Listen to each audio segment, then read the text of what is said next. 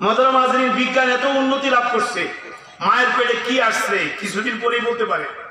আগে তো কিছুই বলতে পারে না, ছেলে না মেয়ে, যে পর্যন্ত ডেলিভারি না হয়েছে বলার কোনো কায়দা ছিল না। এখন 6 মাস পরেই বলতে পারে ছেলেটা মেয়ে হইব না ছেলে পারে কি পারে না। এত উন্নতি লাভ করছে, কিন্তু মায়ের পেটের সন্তানটা ছেলে মেয়ে হইবে এটা হয়তো বলতে পারে। এটা কি ডক্টরের এরশাদ সিকদার হবে না আব্দুল কাদের জিলানীর আখলাক হবে, এটা কি বলতে পারবে? এটা একমাত্র জানেন কে? আর একটু আস্তে কোন আল্লাহ শব্দটা গুনাহ হয়ে যাবে নাকি? এটা জানেন কে? কলবের খবর রাখেন কে?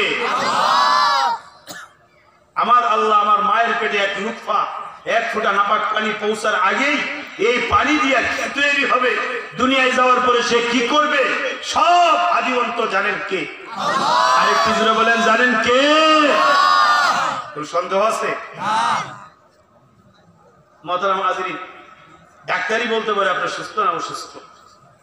এই পৃথিবীর মধ্যে আল্লাহ পাক মানুষকে যে পঞ্চ ইন্দ্রিয় দিচ্ছেন, মানুষকে যে টাকচার অবয়ব আকৃতি দিচ্ছেন, এই আকৃতির চিকিৎসার জন্য আল্লাহ পাক একদল মানুষকে বাছাই করছেন, একদল মানুষকে আল্লাহ পাক নির্ধারণ করছেন।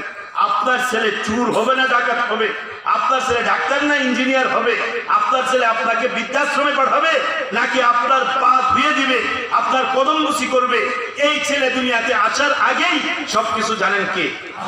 আরো জোরে বলেন, জানেন কে? মোহতারাম হাজরিন, আপনারা জানেন আদম থেকে শুরু করে মুহাম্মদুর রাসূলুল্লাহ সাল্লাল্লাহু আলাইহি সাল্লাম যত নবী পৃথিবীতে আসছে 1,24,000 2,24,000 এত মত লোকের মধ্যে আমি নাই গেলাম। সবচেয়ে সহজ নিরাপদ কথাটা যা, যত নবী আসছে আমরা সব নবীরে মানি, ঠিক কিনা? সবচেয়ে নিরাপদ। এখন 2 লাখ হোক 5 লাখ হোক যাই হোক সবাই আমি মানি, সবাইকে আমরা মানি।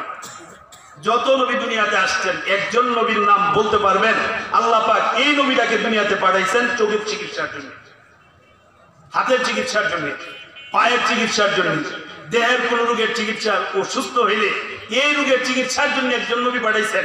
এমন একজন নবীর নাম বলেন তো দেখি, কোথাও বলেন? হ্যাঁ, একজন নবী পাঠাইছেন। তাহলে এত নবী আল্লাহ দুনিয়ায় কেন পাঠাইলেন? একজন নবী তো আল্লাহ পাঠান নাই, এই নবীকে আমি ভাগ করে দিলাম চোখের চিকিৎসা। বিজ্ঞান এত উন্নতি লাভ করছে, উন্নতি লাভ করতে করতে করতে করতে এখন মানুষ কেন বেঁচে থাকে, হার্ট, রূহ, এটা নিয়ে গবেষণা শুরু হয়ে গেছে। বাতাসে কথা বললে ইথারে মিশে যায়, এই বাতাস থেকে কথা সংগ্রহ করার বিজ্ঞান চেষ্টা করতেছে। মহাকাশ, সেটাকেও বিজ্ঞান বিজয় লাভ করছে। মহাকাশে ঊর্ধ্ব জগতের অনেক কিছু বিজ্ঞান আবিষ্কার করে ফেলছে, কিন্তু মানুষের হৃদয় কলবের মধ্যে কি আছে, আমার পাশেই বসা একই আমার বন্ধু রূপে না শত্রু রূপে, এটা কোনো বলতে পারে? পারবে কিয়ামত পর্যন্ত? আল্লাহ পাক যত নবী দুনিয়াতে পাঠাইছে একজন নবীকে এই শারীরিক রোগের চিকিৎসার জন্য পাঠান নাই। আল্লামা শাহ ওলিউল্লাহ মুহাদ্দিস দেহলভী রাহমাতুল্লাহ আলাইহি ওনার কিতাব হুজ্জাতুল বালিগা, ওনার কিতাব আল ফাউজুল কবির, এগুলোর মধ্যে উনি এই কথা উল্লেখ করছেন নবীদেরকে আল্লাহ কেন পাঠাইলেন। বিজ্ঞান এত উন্নতি লাভ করছে, তারপরেও কিন্তু একজন ডাক্তার তার জীবনের সব ব্যয় করে স্পেশালিস্ট হয়ে বিশেষজ্ঞ হয়ে একটা চোখের আদি অন্তই বলতে পারে না, ঠিক না বেঠিক? একজন চোখ বিশেষজ্ঞ ডাক্তার, তার কাছে হাড়ের রুগী গেলে কৌমুখের কাছে যান, রেফার করে দেয়, এইটা চিকিৎসা আমি করি না। হাড়ের রোগী সে, তার কাছে যদি আপনি আপনার কানের সমস্যা নিয়ে যান, উনি বলবে আপনি কান নাক গলা বিভাগে ডাক্তারের কাছে যান, আমি তো হাড়ের চিকিৎসা করি। কথা ঠিক না বেঠি? মোহতারাম হাজরিন, আল্লাহ পাকের এই বাহ্যিক দেহ যেটা, এই দেহটা বানাইছেন, এইটার জন্য কত গবেষণা চলতেছে, বিজ্ঞানের অনেক উন্নতি লাভ করছে, আরো গবেষণা হবে। তারপরেও আল্লাহ সুবহানাহু ওয়া তাআলা এই 3.5 হাত বডির মধ্যে আল্লাহ কোথায় কি রেখে দিয়েছেন এখনো পর্যন্ত ডাক্তার বিজ্ঞান আবিষ্কার করতে পারে নাই। চ্যালেঞ্জ করে বলতে পারি কিয়ামত পর্যন্ত আবিষ্কার করে শেষ করতে পারবে না। কার কুদরত, কার কুদরত, কার কুদরত? এনে দেখা করে ব্যথার ওষুধ দিছে ভালো হয়।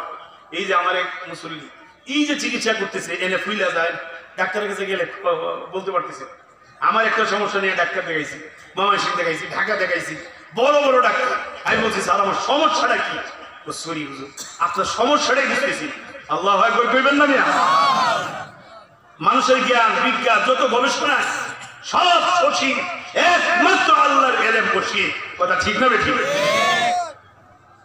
আল্লাহ সুবহানাহু ওয়া তাআলা বলেন এই হাত পা পঞ্চেন্দ্রিয় এইগুলোর আগাগোড়াই তোমরা খুঁজে পাইতেছো না, কিয়ামত পর্যন্ত পাবাও না।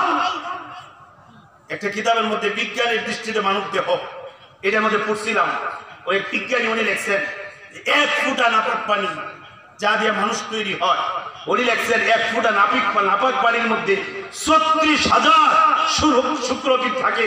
মানে 1 ফুটা নাপাক পানি দিয়া 36,000 মানুষ সৃষ্টি হওয়ার উপাদান থাকে। আল্লাহু আকবার। সব আল্লাহ পাকের কুদরত দ্বারা নষ্ট করে ধ্বংস করে 1টা 2টা 3টা আল্লাহ পাক এটাকে মায়ের পেটে রাখেন, ওটার থেকে 1টা 2টা অনেক সময় 12টা বাচ্চাও হয়ে যায়। কিছুদিন আগে হয়েছিল আমেরিকাতে এক মহিলা 11 বাচ্চা হয়েছে। কুদরত কার? বিজ্ঞান ওই কিতাবের মধ্যে লিখছে মানব দেহের মধ্যে যে পরিমাণ রগ আছে, যে পরিমাণ নার্ভ আছে, এই নার্ভগুলা খুইলে যদি জোড়া দেওয়া হয়, এটা বিজ্ঞানের কথা, এটা কোনো মৌলবী সাহেব বলে নাই। কথাটা খেয়াল কইলাম, আমাদের দেশে কিছু মানুষ আছে বিজ্ঞানকে কোরআনের চেয়েও বড় মনে করে। নাউজুবিল্লাহ। কোরআন বড় না বিজ্ঞান বড়? কোরআন দিয়ে বিজ্ঞান যাচাই করবেন না বিজ্ঞান দিয়ে কোরআন যাচাই করবেন? হ্যাঁ, এটা বুঝার বিষয়। অনেকেই দেখবেন খালি কিছু কথার কথা বৈজ্ঞানিক দৃষ্টিতে কি বিজ্ঞান কি বলে এটি নিয়ে টুকটা না। যারা বেশি বিজ্ঞান দিয়ে কোরআন বুঝতে চায় এদেরকে বলে হেদায়েত ছুটবে না, নিশ্চয়ই তারা গুমরা হবে, পথভ্রষ্ট হবে, হেদায়েত পাওয়া ওদের জন্য সম্ভব হবে না। কথা ঠিক না বেঠিক? কোরআন দিয়ে বিজ্ঞানকে বুঝতে হবে। এর কারণ কি?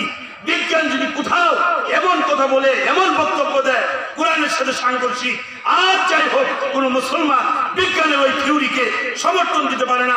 কোরআনের বিরুদ্ধে কোনো কথা কোন মুসলমান মেনে নিতে পারে না। যেখানে বিজ্ঞান ভুল থিওরি দিতেছে, কোরআন তার বিপরীত বলতেছে, বুঝতে হবে কোরআনের বক্তব্য এখনো পর্যন্ত বিজ্ঞানের বুঝা, মানুষের বুঝা সম্ভব হয় নাই। কথা ঠিক না বেঠিক? উনি লেখছেন মানুষ খুইলে যত রগ আছে, রগ নার্ভ, এইগুলা খুইলে যদি জোড়া দেওয়া হয়, জোড়া একটার সাথে একটা জোড়া লাগান, উনি লেখছেন পৃথিবীর এক প্রান্ত থেকে অপর প্রান্ত পর্যন্ত যাওয়া যাবে। তারপরও মানুষের শরীরের ভিতরে এই পরিমাণ রোগ আর এই পরিমাণ নার্ভ আল্লাহ পাক রেখে দিয়েছেন, তাও শেষ হবে না, তাও শেষ হবে না।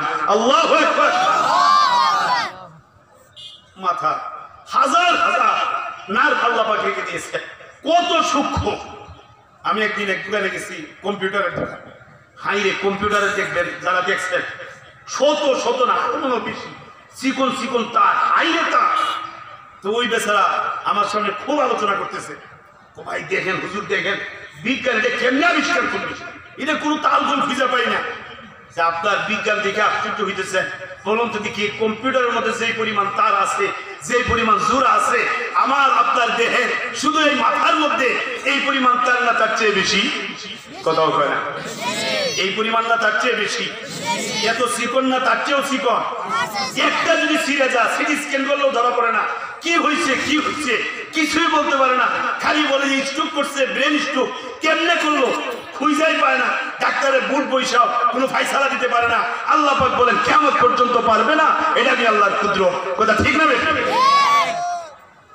মুআজ্জাজ আজিম, এই মানব দেহ পচনশীল, মরে গেলে বেশিরভাগ মানুষের দেহ মাটির সাথে মিশে যাবে, কিছু মানুষের দেহ অক্ষত থাকবে। সুবহানাল্লাহ। বাড়ি দিকে নবীদের দেহ মাটি খেতে পারবে না, শহীদদের দেহ মাটি খেতে পারবে না। আল্লাহু আকবার। স্বাভাবিকভাবে এই দেহ মাটির সাথে মিশে যাবে। এই দেহটাকে আল্লাহ পাক তৈরি করছেন মাটির নির্যাস দিয়ে। এই দেহের সাথে মাটির একটা গভীর সম্পর্ক।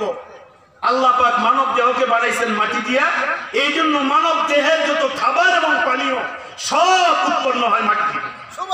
ঠিক না বেঠিক? যত খাবার আমরা খাই, সেটা পানীয় হোক, সেটা খাবার হোক, ফল ফ্রুট হোক, খাদ্য জাতীয় হোক, যাই হোক, উৎপন্ন হয় কোথায়? কোথায় কোথায় কোথায় কোথায়? কেন? এই দেহ মাটির তৈরি, এই মাটির জন্য মাটির থেকে উৎপন্ন জিনিস উপযুক্ত। কথা ঠিক না বেঠিক? মুহতারাম হাজিরিন, এই মাটির দেহটা মাটির সাথে মিশে যাবে, পচে যাবে, গলে যাবে। এই দেহের স্থায়িত্ব একেবারেই কম। মুহতারাম হাজিরিন, দুনিয়ার মধ্যে 60-70 বছরের স্থায়িত্ব, এরপরে শেষ। এর আগে মায়ের পেটে 8 মাস 10 মাস এর স্থায়িত্ব ছিল, এরপরে দুনিয়া দুনিয়া 60-70 পরে স্থায়িত্ব শেষ, এরপরে কবরে যাওয়ার পরে 2-4 বছর যাওয়ার পরে তার স্থায়িত্ব শেষ। কথা ঠিক না ঠিক? আল্লাহ কয় এরপরে আমি আবার আল্লাহ উঠাবো। এই কবরের মধ্যে ইল্লিন অথবা সিজিনে তুই থাকবে। এই দেহকে আমি উঠায়া আমি আল্লাহ হয়তো জান্নাত অথবা জাহান্নামে দিব। জান্নাত আর জাহান্নামের মধ্যে যে দেহটা যাবে ওই দেহের ক্ষয় নাই, লয় নাই, ওই দেহের মৃত্যু নাই, ওই দেহের কোনোদিন বিনাশ হবে না, ধ্বংস হবে না, আরাম ভোগ করবে অথবা শাস্তি ভোগ করবে। কথা ঠিক না ঠিক? কিন্তু মাঝখানে অনেকবার এই দেহের ভাঙা গড়া আছে, ধ্বংস আছে, অস্তিত্বহীন আছে। এই দেহটা যে জিনিসটা পরিচালনা করতেছে, যাকে আমরা দেখি না আমাদের চোখের আড়ালে, তার নাম রূহ বা আত্মা। আত্মা এবং রূহ ছাড়া এই দেহ চলতে পারে? কথা বলেন, চলতে পারে? আপনাদের এলাকায় একটা মানুষ এমন দেখাইতে পারবেন যে মানুষটা কথা বলতেছে, চলতেছে, অথচ তার ভিতরে রূহ নাই, তার ভিতরে হার্ট এর রেসপন্স নাই, নড়াচড়া করে? এই যে হার্ট নড়তেছে না, হার্টের নড়াচড়া বন্ধ হইলে ডেড বডি শেষ। ডাক্তাররা এই হাতটাকে রূহ বলতে চায়। আমার আল্লাহ কয় রূহ কি জিনিস? ডাক্তার না, বৈজ্ঞানিক না, কিয়ামত পর্যন্ত কোন মানুষ এটা বুঝবে না। এক কথাই বুঝে নাও, রূহ হচ্ছে আমি আল্লাহর নির্দেশ। তোমার ভিতরে আছে তুমি মানুষ, তোমার ভিতরে আছে তোমার পঞ্চেন্দ্রিয় সচল, তোমার ভিতরে নাই তুমি ডেড বডি মরা লাশ। কথা ঠিক না বেশি? কে কে রূহ দেখছি একটু হাত তুলি তো। দেখছেন রূহ? দেখছেন কেউ? কিন্তু রূহ যে আছে এটা বিশ্বাস করেন কিনা? হ্যাঁ, আমি কথা বলতেছি তার মানে আমার ভিতরে রূহ আছে। আমার জবান নড়ে না, জিহ্বা আছে, নড়াচড়া করে না, হাত আছে, ইশারা করে না, চোখ আছে, খুলে না, কান আছে, শুনে না, হয় কি হয় না? সবই তো আছে, নেই কি যা নেই কোন জিনিস? সেটার নাম হলো রূহ। কথা ঠিক না বেশি? মোহতারাম হাজিরিন, মানব দেহ মাটির দিয়ে আল্লাহ তৈরি করছেন, রূহ কি দিয়ে তৈরি করছেন এটা আল্লাহ পাক বলেন নাই। আল্লাহ পাক বলছেন রূহ হলো আসমানি নির্দেশ, মানুষের দেহ হলো মাটির তৈরি, এর জন্য এর খাবারের সুস্থতা সব মাটি থেকে উৎপন্ন হবে। রূহ হলো মালিকের আসমানি নির্দেশ, রূহের খাবার জমিন থেকে উৎপন্ন হবে না, রূহের খাবারও হবে আসমানি নির্দেশ। কথা ঠিক না বেশি?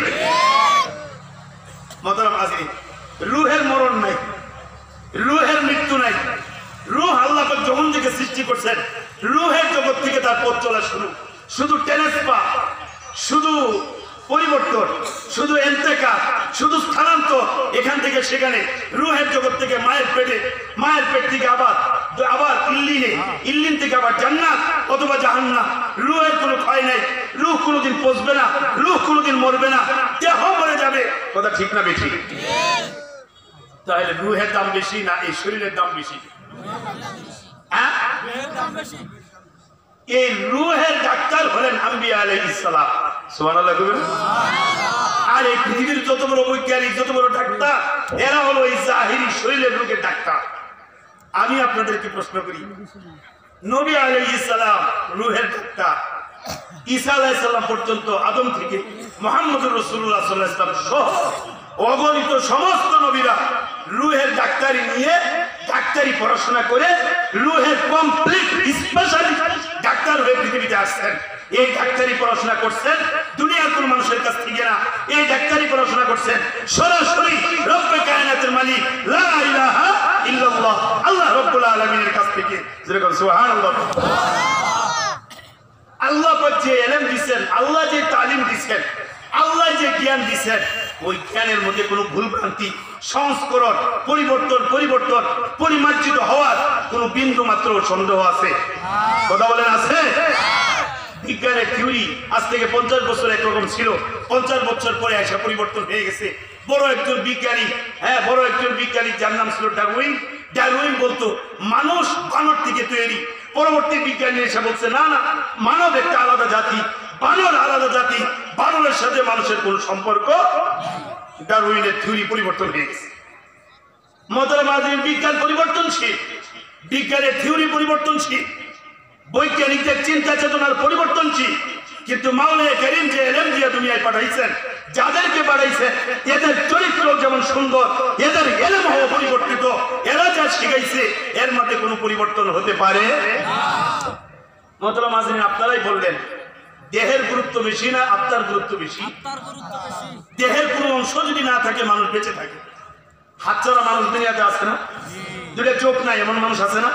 দুটা পা নাই এমন মানুষ আছে না? মোহতারাম হাজিরিন, মানুষের হাত পা পঞ্চ ইন্দ্রিয় সব আছে, মানুষের ভিতরে রুহ নাই, বাজারে দৌড়াইতেছে, একজন দেখাইতে পারবেন? কথা বলেন আছে? পিছনে যারা আছে এরা মনে হচ্ছে এগোর এলাকায় আছে, এই জন্য কথা বলেন। রুহ ছাড়া কোনো মানুষ চলাফেরা করতে পারে? বোঝা গেল এই বডির চেয়ে রুহের দাম বেশি। এই জন্য আল্লাহ পাক বডি আগে বানাইছেন, বডি থেকে রুহকে আগে বানাইছেন, রুহকে আল্লাহ পাক বডির চেয়েও গুরুত্বপূর্ণ বানাইছেন।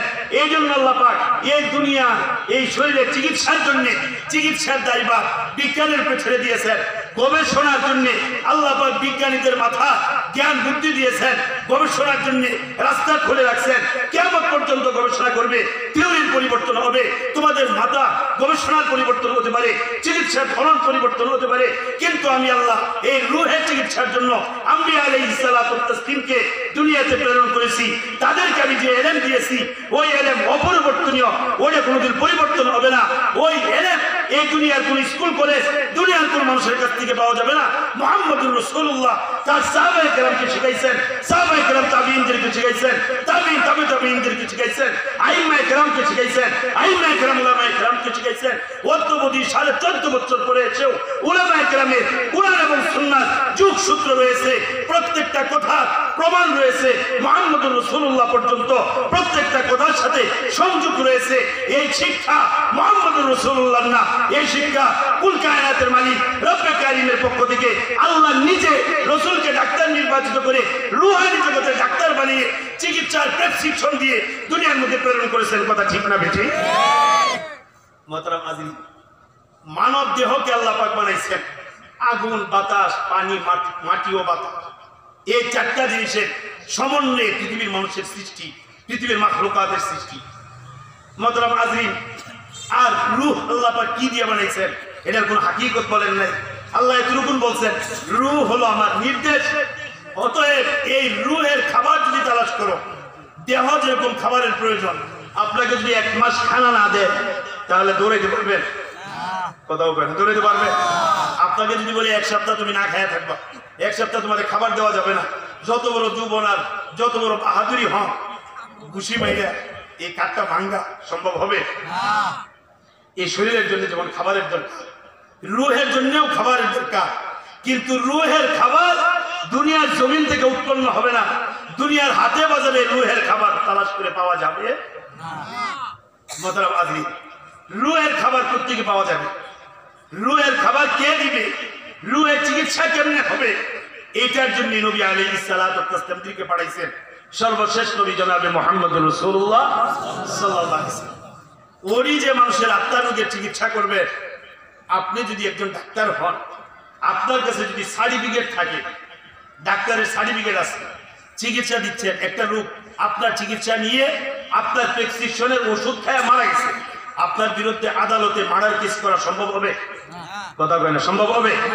আপনি ড্রাইভিং লাইসেন্স নিয়ে রাস্তায় গাড়ি চালাইতেছেন, অ্যাক্সিডেন্ট হয়ে গেছে, হঠাৎ একটা গাড়ি চাকার নিচে একটা মানুষ পড়ে মারা গেছে, আপনার বিরুদ্ধে আদালতে কোনো মানুষ যদি মার্ডার কেস করতে চায় তাহলে কি সম্ভব হবে?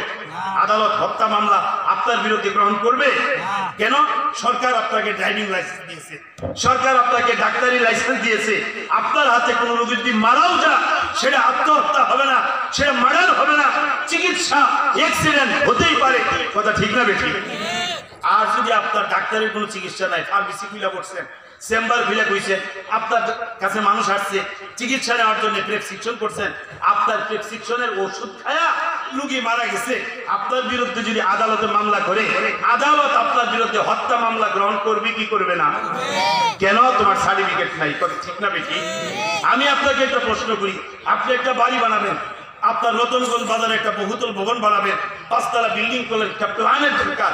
এই প্ল্যানের জন্য কি আপনি কোনো কৃষিবিদের কাছে যাবেন? কোন ডাক্তারের কাছে যাবেন?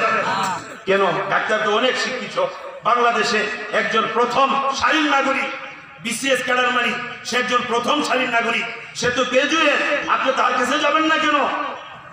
আপনি খুঁজবেন একজন ইঞ্জিনিয়ারকে, আমার বাড়ির জন্য ইঞ্জিনিয়ার পারফেক্ট, ইঞ্জিনিয়ার প্রযোজ্য, ইঞ্জিনিয়ারের কাছ থেকে যদি আমি বাড়ির প্ল্যান নেই আশা করা যায় ওই বাড়ি খসে পড়বে না, ওই বাড়ি সাপ ফাটবে না।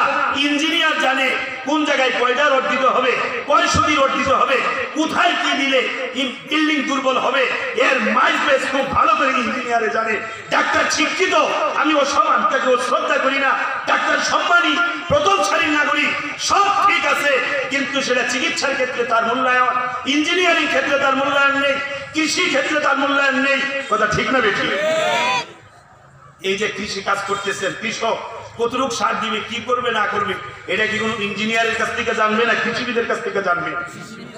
মহতারাম আজিম, দুনিয়ার ব্যাপারে এই কথাগুলো আমরা বুঝি, কিন্তু আমার কলমের ব্যাপারে চিকিৎসা দরকার। আমার শরীরে একটা ফুরা হয়েছে, এটার জন্য কোন ডাক্তার ভালো, কত ডাক্তার পরিবর্তন কইরা, কত পরামর্শ কইরা তার কাছে যায়। মহতারাম আজিম, এই জমি, এই শরীর পচনশীল, রোগ হইলেও মরতে হবে, না হইলেও কথা হয় না, মরতে হবে কিনা? আমরা তো সবাই না ফেরার পথের যাত্রী, কথা ঠিক কিনা? এমন দেশে যাব যে দেশ থেকে আর কোনোদিন ফেরা যাবে যাবে? মোহতারাম হাজিরিন, চিকিৎসা করেন না করেন, যে সময়ে অনেক রোগের চিকিৎসা ছিল না, তখন যেভাবে মানুষ মারা গেছে, বর্তমানে চিকিৎসার আপাল লেভেলে মানুষগুলো অধিষ্ঠিত, বিজ্ঞানের চূড়ান্ত পর্যায়ের সফলতা, এত বেশি সফলতা অর্জন করেছে, বিজ্ঞান মানুষকে কৃত্রিম উপায়ে তাকে লাইফ সাপোর্ট দিয়ে কিছুক্ষণ বাঁচিয়ে রাখার অপচেষ্টা করছে। কথা ঠিক না বেঠিক? তারপরেও মানুষ মরছে কিনা? তারপরেও মানুষ মরতেছে কিনা? যত চিকিৎসা আবিষ্কার করুক, তারপরেও মরার এই ধারাবাহিকতা অব্যাহত থাকবে কি থাকবে না? মোহতারাম আজিম, চিকিৎসা করেন বা না করেন, আপনাকে মরতেই হবে। এই পচনশীল শরীর, এইটার হেফাজতের জন্য কালিয়াতি হয় নাই টাঙ্গা, টাঙ্গাইল হয় নাই ঢাকা, ঢাকা হয় নাই মাদ্রাস, মাদ্রাস হয় নাই সিঙ্গাপুর, আরো উন্নত প্রয়োজনে বাকি বিরা সব বিক্রি করে দিলেন, অথচ আপনাকে একদিন দুনিয়া থেকে বিদায় নিতেই হবে। মোহতারাম হাজিরিন, আর কলমের রোগের চিকিৎসা, যে কথাটা আমি শুরুতেই আপনাদেরকে বলছি, আসলে আমরা খুব একটা সুস্থ না। শারীরিকভাবে সুস্থ হলেও বাংলাদেশের মানুষ তো এখন শারীরিকভাবেও সুস্থ না। ইউরিয়া আর সার খাইতে খাইতে শেষ শেষ, মানুষও পোল্ট্রি মুরগির মতো হয়ে গেছে। কথা ঠিক না বলছি? এই 1 ঘন্টা আগে শুনছেন লোকটা সুস্থ, 1 ঘন্টা পরে মারার খবর কি হয়েছি, কবাই কি জানি একটু বেতা উঠছে, শেষ। কথা পায় না শেষ কথাটা কইব, ভিতরে তোর নিয়ে সংসার করলাম, কত কিছু কইছি, মাফ করে দিস, এটার সুযোগও পায় না। কথা ঠিক না বেঠিক? আর আগের যুগের মানুষ অসুস্থ হয়েছে, বিছনায় পড়ে রয়েছে, 2-4-5 মাস তওবা করার সুযোগ পাইছে, আল্লাহরে ডাকছে, আত্মীয় স্বজনের কাছে মাফ নিছে, পাওনা দানা যা আছে সব পরিষ্কার হইয়া, ক্লিন হইয়া, সাফ হইয়া, পরিষ্কার হইয়া, জান্নাতের মেহমান হইয়া দুনিয়া থেকে যাওয়ার সুযোগ পাইছে। কথা ঠিক না বেঠিক? আমরা পাই না কেন? আমাদের কলবটা পয়সা গেছে, আমাদের কলবটা কি হয়ে গেছে? কলবে যে রোগ আছে, রোগী নিজেও বুঝে না। রোগী যদি অসুস্থতা অনুভব না করে, তাহলে ডাক্তারের কাছে যাবে? আর ডাক্তারের কাছে যদি না যায়, তার সুস্থ হওয়ার এবং ভালো চিকিৎসার কোনো আশা করা যায়? শারীরিকভাবে আমরা সুস্থ হলেও আমরা আত্মার রোগে রোগী, মারাত্মক রোগে আমরা আক্রান্ত। এইডস কত মারাত্মক, বর্তমান করোনা কত মারাত্মক। মানুষের কলবের যতগুলা রোগ আছে, সবচেয়ে মারাত্মক রোগ হলো শিরক। সবচেয়ে মারাত্মক রোগ কি? আরো জোরে বলেন কি? সবচেয়ে মারাত্মক। যে কলবের মধ্যে শিরক আছে, ওই কলবওয়ালা মালিকের জান্নাতে প্রবেশ করতে পারবে? আরো জোরে বলেন পারবে? আমার অন্তরে যে শিরক আছে খবরই তো নাই। আল্লাহর হাবিব বলছেন, যার কলবের মধ্যে অহংকার, অহংকার, তাকাব্বুর, বুঝেন তো? অহংকার বুঝেন না? একটু এলেম হইছে, এখন আর একটু জ্ঞান গরিমা, একটু শিক্ষিত হইছে, কম শিক্ষিত, অল্প শিক্ষিত, এদেরকে এখন মানুষই মনে করে না। আছে কিনা? আছে কিনা?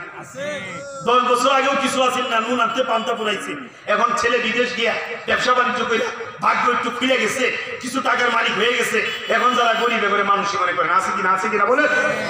একটু ক্ষমতা পায় গেছে, মেম্বারি, চেয়ারম্যান, এমপি, মিনিস্টার বা মন্ত্রী, এখন এই ক্ষমতা পাওয়ার কারণে 4 জন কুয়ার মধ্যে রাখছে, অন্যদেরকে মানুষই মনে করে না। কথা ঠিক না বেঠিক? চেয়ার দিচ্ছেন কে? সরাইতে সময় লাগবে। যে আল্লাহ মেধা দিচ্ছেন, বুদ্ধি দিচ্ছেন, বড় শিক্ষিত বানাইছেন, ওই আল্লাহ যদি মাথার মধ্যে হাজার হাজার স্ক্রু রেখে দিচ্ছেন, হাজার হাজার নার্ভ রেখে দিচ্ছেন, একটা এমন জায়গা একটা নার্ভ ঢিলা করে দিবে, এখন ডাস্টবিন থেকে খানা উঠায় খাবে, পাগল হয়ে যাবে, তার হাসির কোনো অর্থ নাই, কান্নার কোনো মূল্যায়ন নাই, তার কথার কোনো দাম নাই। কথা ঠিক না বেঠিক? আমার আল্লাহ এটা পারেন কিনা? পারেন কিনা? মেধা দিয়েছেন কে? এই মেধা নেওয়ার মালিক কে? ক্ষমতা দিয়েছেন কে? নেওয়ার মালিক কে? সম্পদ দিয়েছেন কে?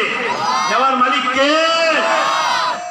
কেমন যেন মানুষ ভুলে যায়, ক্ষমতার পাওয়ার কারণে অহংকারী, সম্পদ পাওয়ার কারণে অহংকারী, একটু ধনী হয়ে গেছে অহংকারী, চেহারাটা একটু বালা, এটা নিয়েও অহংকার করে। আছে কিনা? কথা ওখানে আছে কিনা? সি সি সি, তোরা যে আল্লাহ চেহারাটা ভালো দিল, এই চেহারা তোরে আল্লাহ সুন্দর দিছে, আরেকজন একটু কালো, এটা কি তোর কোনো কৃতিত্ব? তোর মা বাবার কোনো কৃতিত্ব না আল্লাহর দান? যেটা বলেন আল্লাহ ইচ্ছা করলে তোর নাদুস কুদুস এই চেহারা শুধু একটা অ্যাক্সিডেন্টের মাধ্যমে। আমার এক মুসল্লি ময়মনসিংহ কৃষি বিশ্ববিদ্যালয়ে পড়াশোনা করে ছাত্র মানুষ, চেহারা খুব সুন্দর মাশাআল্লাহ, বন্ধুদেরকে নিয়ে ফুর্তি করার জন্য হুন্ডা নিয়ে বেরিয়েছে, একটু ফুর্তি করে আছি, ঘুরে আছি, ও মা মাত্র বের হয়েছে 10 মিনিটের ব্যবধানে অ্যাক্সিডেন্ট হয়ে কাম সারছে। এমন অ্যাক্সিডেন্ট হয়েছে অলরেডি 10 লাখ চলে গেছে। কয় লাখ? 10 লাখ চলে গেছে। ডাক্তার বলছে আরো 10 লাখ হিসাব করে রাখেন, মোটামুটি 20 লাখ টাকা হইলে আপনার ছেলের সুস্থতার আশা করা যায়। আল্লাহ নিতে দেরি লাগে? আরে কথা বলেন, নিতে দেরি লাগে? আল্লাহ কয় অহংকার করো কি নিয়ে?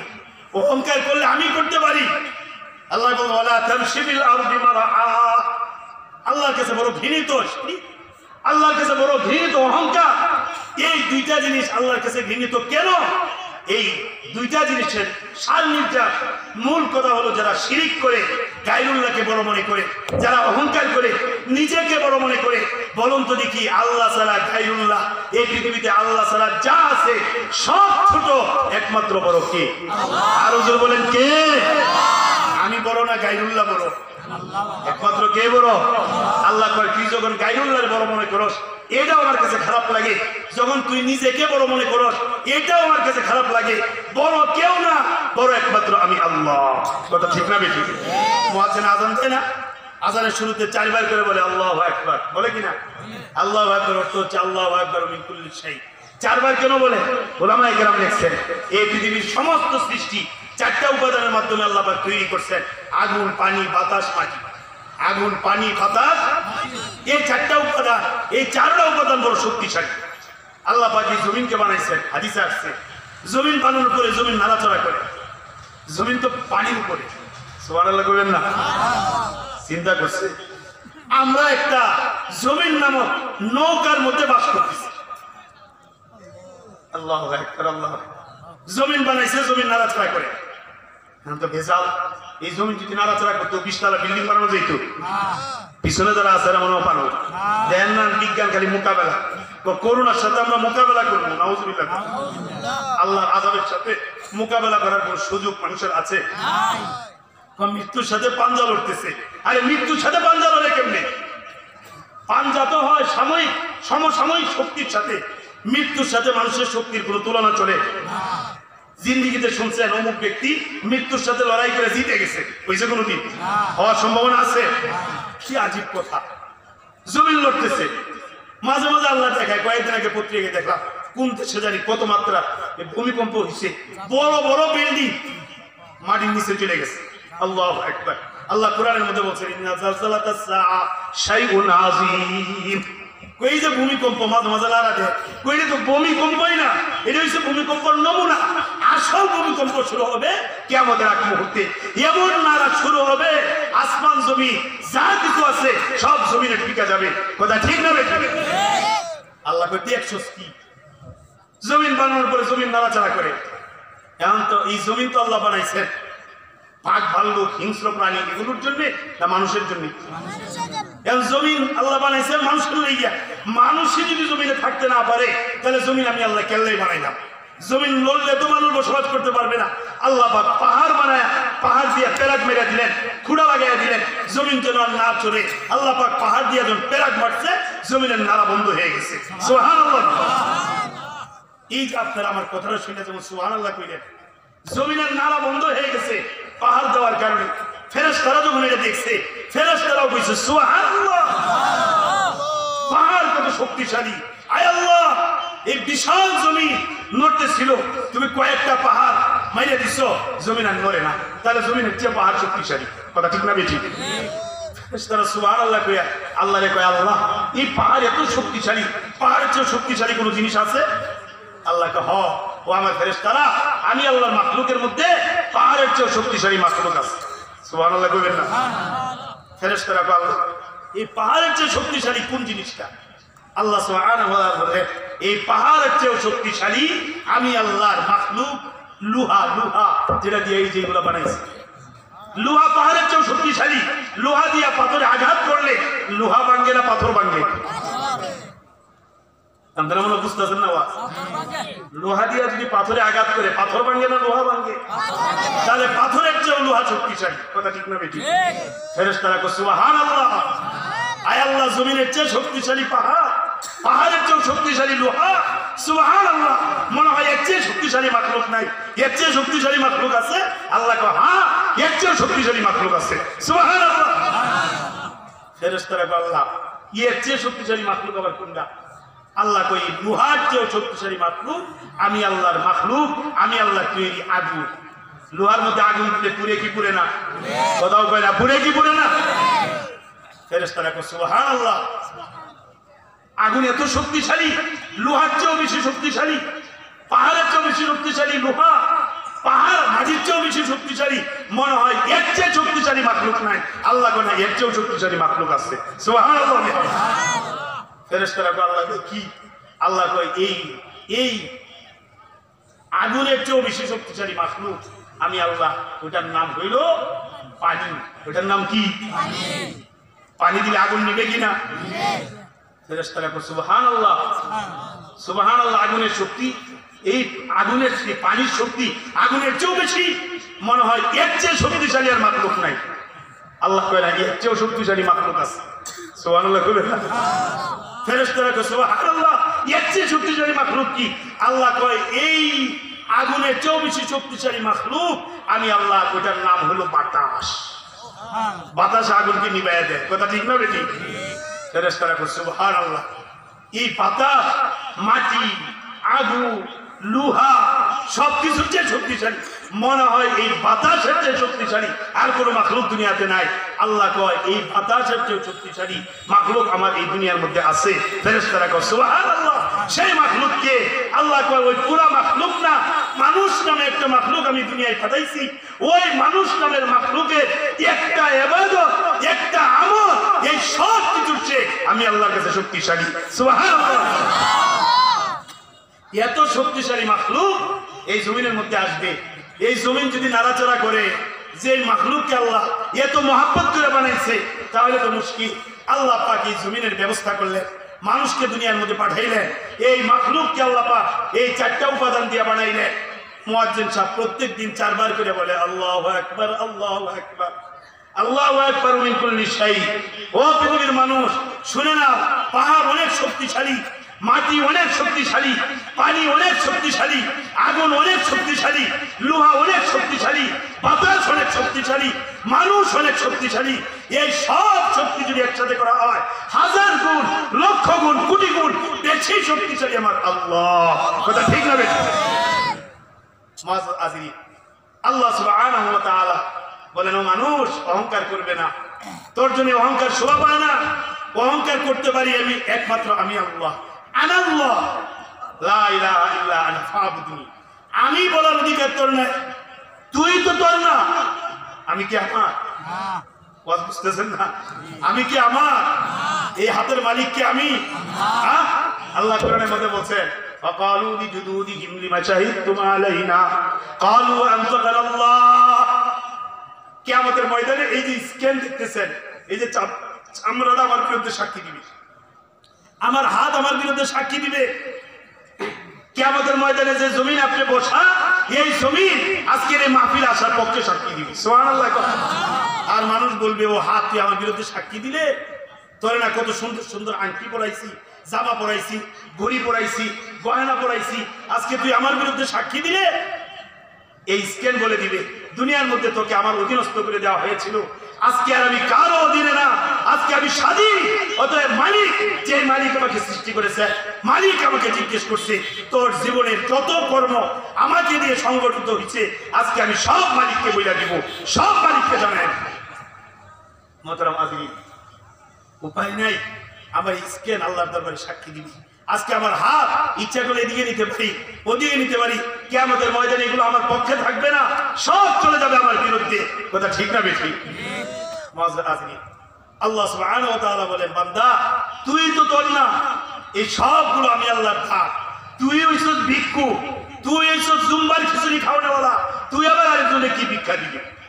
আল্লাহরে বলি বুজুর্গ বাদশার দরবারে কোনো কারণে গেছেন, কোন একটা কথা বলবেন, এখন গিয়া দেখে বাদশা তার রাজমহলে নাই।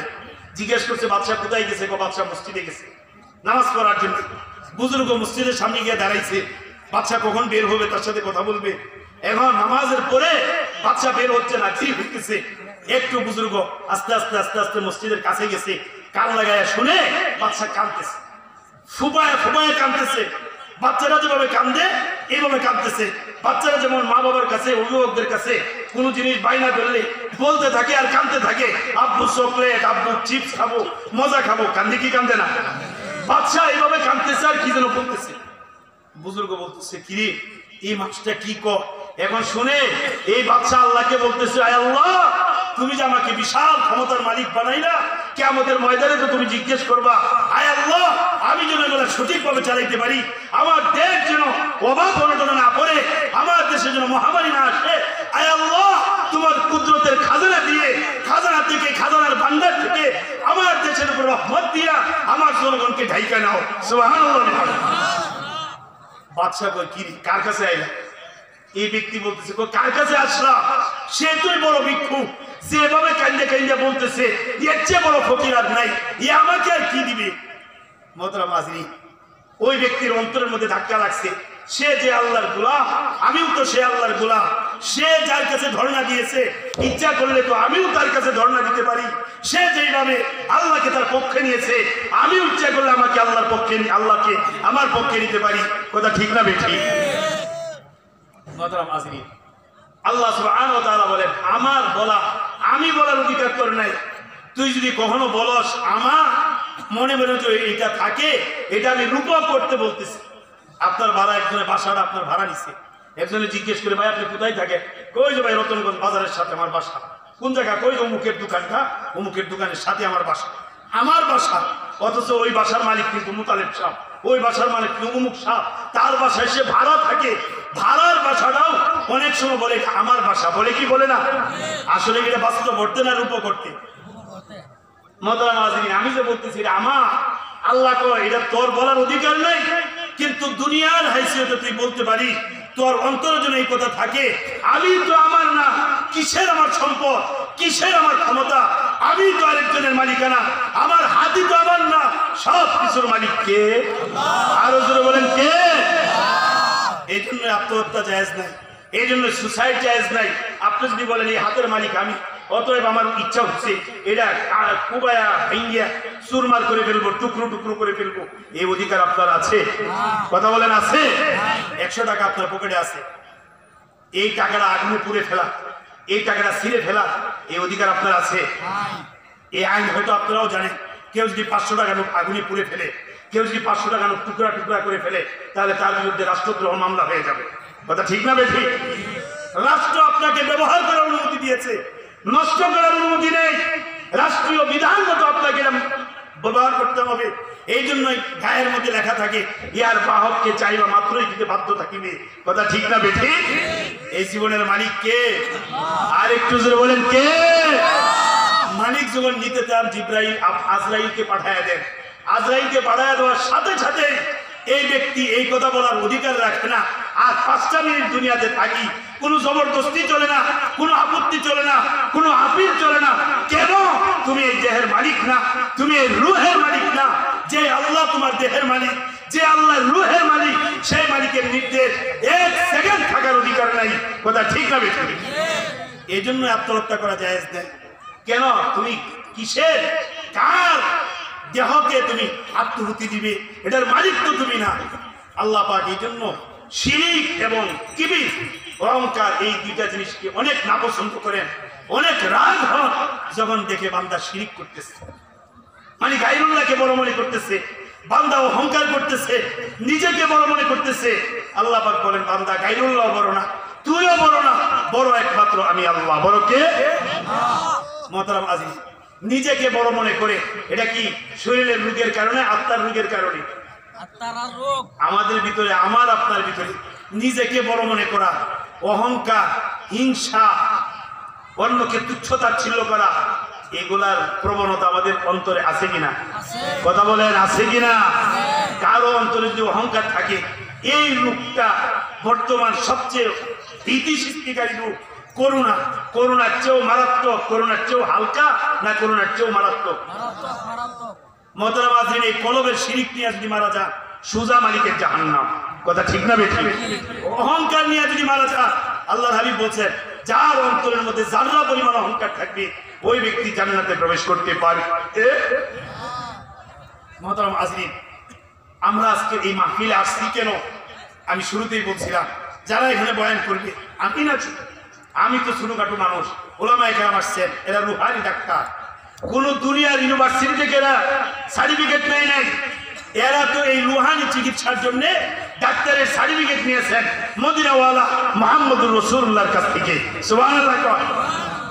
এখন যদি আপনি মনে করেন আমার কোনো রোগী নাই, আপনার চিকিৎসা সম্ভব হবে না, আপনি যদি ডাক্তারের প্রয়োজন মনে না করেন, আপনার রোগের চিকিৎসা সম্ভব হবে না। মোহতারাম আযরিন, আপনাকে বুঝতে হবে আমার ক্ষেতের মধ্যে কতটুকু সার দিব, কতটুকু নিড়ানি দিব, কতটুকু পানি দিব, এইটার জন্য যেমন কৃষিবিদের কাছে যাওয়া লাগে, বাড়ি নির্মাণ করলে যেমন ইঞ্জিনিয়ারের কাছে যাওয়া লাগে, শারীরিক রোগের চিকিৎসার জন্য যেমন ডাক্তারের কাছে যাওয়া লাগে, আমার আত্মার রোগের চিকিৎসা কোনো ডাক্তার ইঞ্জিনিয়ার দেওয়া হবে না, স্কুল কলেজে দেওয়া হবে না, কোনো দুনিয়ার জাগতিক শিক্ষা দেওয়া হবে না। আমার আত্মার রোগের চিকিৎসা যদি করতে হয়, অবশ্যই আল্লাহওয়ালা আহলে ইলম উলামায়ে কেরামের শরণাপন্ন হতে হবে। কথা ঠিক না বেঠিক? যারা উলামায়ে কেরামের শরণাপন্ন হবে তাদের কপাল খুলবে, তার রূপ মুক্তি হবে, তার কলব পরিষ্কার হবে। কলব পরিষ্কার নিয়ে যে ব্যক্তি আল্লাহর কাছে যাবে, আল্লাহ পাক বলেন, তোর মরতে দেরি হবে, আমি আল্লাহ তোর কবরকে জান্নাতের বাগান বানাইতে দেরি করব না। সুবহানাল্লাহ। মোহতারাম আযরিন, জান্নাত জাহান্নাম তো অনেক পরের কথা, অনেক পরে, মরার পরে দীর্ঘদিন আমাকে থাকতে হবে ইল্লিনে, সিজ্জিনে। ইল্লিন হলো জান্নাতের ওয়াইটিং রুম, সিজ্জিন হলো জাহান্নামের ওয়াইটিং রুম। কোথাও গেলে মন্ত্রী মহোদয়ের বাসায় গেছে, এক জায়গায় বসায় দেয়, এখানে কিছুক্ষণ বসে অপেক্ষা করে, মন্ত্রী মহোদয়, এমপি সাহেব আপনাকে যখন সিঙ্গেল দিবেন তখন যাবেন। কথা ঠিক না বেঠিক? এটা অপেক্ষার জায়গা। ঢাকা যাবেন, ট্রেনে উঠছেন, ট্রেনে উঠবেন, স্টেশনে যাওয়ার পরে যাত্রীদের বসার একটা জায়গা আছে, ট্রেনের জন্য অপেক্ষা করেন, এখানে কিছুক্ষণ থাকেন, এইটারে বলে ওয়াইটিং রুম। কবর হলো জান্নাতের ওয়াইটিং রুম অথবা জাহান্নামের ওয়াইটিং রুম। মোহতারাম আযরিন, আল্লাহ সুবহানাহু ওয়া তাআলা বলে, কলবে সালিম নিয়ে যে ব্যক্তি আসবে, ইল্লা মান আতাল্লাহ বিকলবিন সালিম। আজকে আমাদের হাত পা সুন্দর, চেহারা সুন্দর, হাত পায়ে পরিষ্কার করা এটা সহজ, চেহারা সুন্দর করা সহজ, বাহ্যিক অবস্থার পরিবর্তন এটা খুব একটা কঠিন কাজ না। মুখে দাড়ি ছিল না, দাড়ি রেখে দিয়েছে, মাথায় টুপি ছিল না, টুপি দিয়ে দিচ্ছে, প্যান্ট শার্ট পরতো, বাদ দিয়ে পাঞ্জাবি পায়জামা পরে দিয়েছে, মাথায় একটা পাগড়ি লাগাই দিচ্ছে। কেউ যদি না চিনে, এই লোকটা কোথাও গেলে হেরেই মাসে হুজুর কইব। কথা ঠিক না বেঠিক? মনে করবো নাজারি কত বড় মৌলানা, নাজারি কোন মাদ্রাসা শাইখুল হাদিস, অথচ পেটের মারলে, বোমা মারলে কুল্লু আল্লাহ সহি করে কইতে পারে না। আছে কিনা? আছে কিনা? দেখবেন তবলিগে গেছে কিছুদিন, 3 দিন এক চিল্লা লাগায়া পাগড়ি একটা নিয়ে, মারে মা, মনে হয়েছে না বড় মুফতি সাহেব। জিজ্ঞেস করলে আপনার হিয়া তো সহি করে কইতে পারে না, 4টা কালিমাও বালা করে পারে না, দোয়া কুনুতের কথা বলে তো কাপড়ই নষ্ট। কথা কথা এটার পরিবর্তন সহজ, কিন্তু কলমের মধ্যে অহংকার ছিল। এত সহজ? ইব্রাহিম নবীর নাম শুনছেন? ইব্রাহিম নবী কাপড়ের মধ্যে ময়লা লাগলে সাবান দিলে, পাউডার দিলে পরিষ্কার হয়ে যায়, খুব কঠিন না। কিন্তু কলমের মধ্যে ময়লা লাগলে এই ময়লা পরিষ্কার করা এত সহজ না। এই ময়লা পরিষ্কারের জন্য যে জিনিসটা দরকার এটা আমার কাছে নাই। হ্যাঁ, ইব্রাহিম আলাইহিস সালামকে আল্লাহ পাক ওহী পাঠাইছেন, ইব্রাহিম তোমার কলবটাকে ধুয়ে ফেলো। ইব্রাহিম কয়, আল্লাহ কলব কেমনে ধুবো? এটার মধ্যে নদীর পানিও ডুববো না, সাগরের পানিও ডুববো না, টিউবওয়েলের পানিও ডুববো না, খালের পানিও ডুববে না, পুকুরের পানিও ডুববো না, ধুমু কেমনে? আল্লাহ কয় পানি দিয়ে দিই।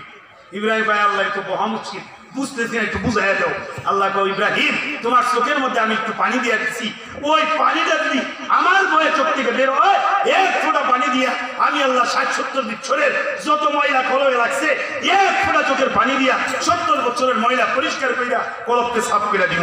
সুবহানাল্লাহ। চোখের পানি আছে কিনা? কথাও কেন আছে কিনা? বাপ মরে গেছে চোখের পানি বেরিয়েছে, মা মরে গেছে চোখের পানি বেরিয়েছে, বউ মরে গেছে চোখের পানি বেরিয়েছে, বাচ্চা মরে গেছে চোখের পানি বেরিয়েছে, আরেকজনের ঘরের মধ্যে আগুন লাগছে, জিনিস নষ্ট হয়ে গেছে, চোখের পানি বের হয়েছে। আমি যে কবিরা গুনাহ করলাম অহংকারের কারণে, আমি যে অন্যের ক্ষতির চিন্তা করলাম, অন্যের আইন ঠেইলা নিজের ক্ষেত বড় করলাম, সীমানা ঠেইলা জায়গা বড় করলাম, অন্যের মাল আত্মসাৎ কইরা আকাশচুম্বী বিল্ডিং বানাইলাম, বোনের ওয়ারিশ না দিয়া বাবার সম্পদ আত্মসাৎ করলাম, ভাইয়ের ওয়ারিশ না দিয়া ভাইকে ঠকায়া নিজে বড়লোক হয়ে গেলাম। কিয়ামতের ময়দানে মাওলানা কারীম যে ধরবে এই ভয় আমার ভিতরে আছে। এই যে ময়লা কলবের মধ্যে ঢুকছে, কয়দিন কাঁদছি, আল্লাহর বয়ে চোখ দিয়ে কতটুকুন পানি বের হয়েছে। আল্লাহ ইব্রাহিম নবীকে বলে, ইব্রাহিম নবী কলব পরিষ্কার হওয়ার যতগুলো মেডিসিন, তার মধ্যে সবচেয়ে কার্যকর মেডিসিন হইল, সবচেয়ে দ্রুত কাজ করে, সেটা হলো বান্দার চোখের পানি। সুবহানাল্লাহ। আল্লাহর কাছে বড় দামি। কিয়ামতের ময়দানে হাদিসে পাকের মধ্যে আসছে, জাহান্নাম মানুষের দিকে ফিরে আসবে, 70,000 ফেরেশতা জাহান্নামের কে শ্রীবল দিয়া জাহান্নামকে বেঁধে রাখবে, টানতে থাকবে, তারপরেও জাহান্নাম আসতে থাকবে। আল্লাহ সুবহানাহু ওয়া তাআলা ফেরেশতাকে একটু পানি দিয়া বলবেন, এই পানিটা জাহান্নামের মধ্যে ছিটায়া দাও। আগেই বলছি, আগুনের শক্তি বেশি না পানির শক্তি বেশি? কথাও কয় না। পানির শক্তি বেশি না আগুনের শক্তি বেশি? দুনিয়ার পানি দিয়া দুনিয়ার আগুন নিবানো যায়, জাহান্নামের পানি দুনিয়ার আগুন দিয়ে নিবে না। কথা ঠিক না বেঠিক? আল্লাহ একটু পানি দিয়ে করবে, পানিটা মাইরা দেবে, ফেরেশতারা গিয়ে জাহান্নামের আগুনে পানি মাইরা দিবে, পানি মারার সাথে সাথে জাহান্নাম পিছনে সরে যাবে। আল্লাহু আকবার। ফেরেশতারা আল্লাহকে জিজ্ঞেস করবে, আল্লাহ এই পানিটা তো পাওয়া, এই পানির এত শক্তি জাহান্নামের আগুনে সরাইয়া দিল, এটা কোন পানি? কোন সাগর মহাসাগরের পানি? আল্লাহ পাক বলবে, এটা কোন সাগর মহাসাগরের পানি না, এটা হচ্ছে আর দুনিয়া আমার গুনাহগার বান্দা এবং বান্দি চোখের পানি, যেই পানি তাহাজ্জুদের মুসাল্লায় পড়ছে, যেই পানি রাতের অন্ধকারে পড়ছে, যেই পানি জাহান্নামের ভয়ে আমি মাওলার ভয়ে চোখ দিকে বের হয়েছে, ওই পানির পাওয়ার এত বেশি জাহান্নামের আগুনকেও নিভিয়ে দিতে পারে। কথা ঠিক না বেঠিক? কয়দিন কতদিন চোখের পানি ফেলছি। মুহতারাম হাজিরিন, হুজুর আলাইহিস সালাতু ওয়াস তাসলিম বলছেন, তোমার কলবটা শক্ত হয়ে গেছে, এই জন্য কলব দিয়া পানি, চোখ দিয়া পানি বের হয় না। যদি কলবটাকে নরম করতে চাও, বেশি বেশি মওতের কথা স্মরণ করো, বেশি বেশি কোরআনের তিলাওয়াত করো, মালিকের জিকির করো, এই জিকিরের কারণে কলব নরম হবে, চোখ দিয়ে পানি বের হবে। সুবহানাল্লাহ। মুহতারাম হাজিরিন, আমি যে এই কথা আপনাদেরকে বলতেছিলাম শুরুতে, আমরা শারীরিকভাবে সুস্থ হলেও আমরা কিন্তু আত্মার রোগের রোগী। এই আত্মার রোগের চিকিৎসা কোন ভার্সিটি ইউনিভার্সিটিতে কোন জায়গায় হয় না। এই আত্মার রোগের চিকিৎসা এই মাদ্রাসাগুলোতে হয়। এই আত্মার রোগের চিকিৎসা কোন ডাক্তার ইঞ্জিনিয়ারে করতে পারে না। এই আত্মার রোগের চিকিৎসা কেবলমাত্র কোরআন এবং সুন্নাহের ইলম যাদের কাছে আছে, উলামায়ে হক্কানি রব্বানি, এরাই আত্মার রোগের চিকিৎসা করতে পারে। কথা ঠিক না বেঠিক? মুহতারাম হাজিরিন, আমরা এই আত্মার রোগের মারাত্মক রোগী। এই কারণে আজকের এই ভ্রাম্যমান হাসপাতাল, রুহানি ডাক্তার উলামায়ে কেরামের কাছে আসছি, এটা হলো ভ্রাম্যমান হাসপাতাল। অল্প সময় কিছুক্ষণ চলছে, আমাদের তৃতীয় মেহমান চলে আসছে, উনি কিছুক্ষণ হয়তো 1-1.5 ঘন্টা 2 ঘন্টা বয়ান করবে, এরপরে প্রধান মেহমান হয়তো 1-1.5 ঘন্টা বয়ান করবে, তারপর মাহফিল শেষ হয়ে যাবে, এই ভ্রাম্যমান হাসপাতাল বন্ধ হয়ে যাবে। মুহতারাম হাজিরিন, আমরা যারা ভ্রাম্যমান হাসপাতালে রুহানি চিকিৎসক হয়ে আসছিলাম, আমরাও চলে যাব। রুহানি ডাক্তার হয়ে আসছি, রুহানি রোগী হয়ে আসছি, আমরাও চলে যাব। কিন্তু ভালো করে মনে রাখবেন, আপনি অসুস্থ হয়েছে, ঢাকার বড় পিএইচডি করে ডাক্তারের কাছে গেছেন, আপনার সুন্দর প্রেসক্রিপশন দিছে, আপনি ওই প্রেসক্রিপশন আইনা বালিশের নিচে রেখে দিচ্ছেন, ওষুধও কিনেন নাই, নিয়মিত খানো নাই, আপনার অসুখ সারবে? আরে কোথাও কয় না সারবে? অনেক বড় উলামায়ে কেরাম আসছেন, এই যে আমার পরে যে বয়ান করবেন শামসুদ দুহা আশরাফি, যেমন সুন্দর চেহারা, এমন এলেম, এমন গলার আওয়াজ, আলহামদুলিল্লাহ। এইখানে হুজুরের সুর সার দিয়ে বয়ান করে, আমি অনুরোধ করবো হুজুর যেন শুরুতেই আমাদেরকে কিছু সুর শোনায় দেয়। দেখবেন যেমন এলেম, এমন আল্লাহ দিচ্ছে চেহারা, এমন তার সুর, আল্লাহ সবকিছুতেই বরকত দেন। আমিন। আর হুজুরে করে আমি আশরাফি সাহেব সুন্দর বয়ান করে দিল, প্রেসক্রিপশন করে দিল। আব্দুল সালাম সাহেব যতটুকু পারছে করলো। প্রধান মেহমান আমাদের জন্য এক কাটটি প্রেসক্রিপশন দিয়ে দিছে। এরপরে প্রেসক্রিপশন বাড়ির নিচে নিয়ে খেতার নিচে রেখে দিছি, বালিশের নিচে রেখে দিছি। প্রেসক্রিপশনের ঔষধ যেমন করি নাই, বইলে দিছে টিভি এখন যাইব না, ঘর থেকে টিভি বাইর করি নাই, সুদ খাওয়ান যাবো না, সুদ ছাড়ি নাই, দাড়ি সাধন যাইব না, এটাও ছাড়ি নাই, বিবির ব্যাপার দেয় রাখুন যাইব না, এটাও চেষ্টা করি নাই, একটাও মানি নাই। রোগ সারবে? কথাও কোনা সুস্থতা আসবে? আল্লাহ পাক আমাদেরকে রুহানি জগতের চিকিৎসা করে আত্মার রোগের ডাক্তারদের কাছে আসছি। ব্রাহ্মণ হাসপাতাল থেকে আমরা যারা আত্মার রোগে রুগী, আমাদেরকে আত্মার রোগের চিকিৎসা করে ফ্রেশ হয়ে ক্লিন হয়ে আল্লাহর মাহবুব বান্দা হয়ে আল্লাহর কাছে যাওয়ার তৌফিক দান করেন। সকলে বলে আমিন। নাসরুম মিনাল্লাহি ওয়া ফাতহুন কারীম ওয়া আখিরু দাওয়ানা আলহামদুলিল্লাহি রাব্বিল আলামিন। আসসালামু আলাইকুম।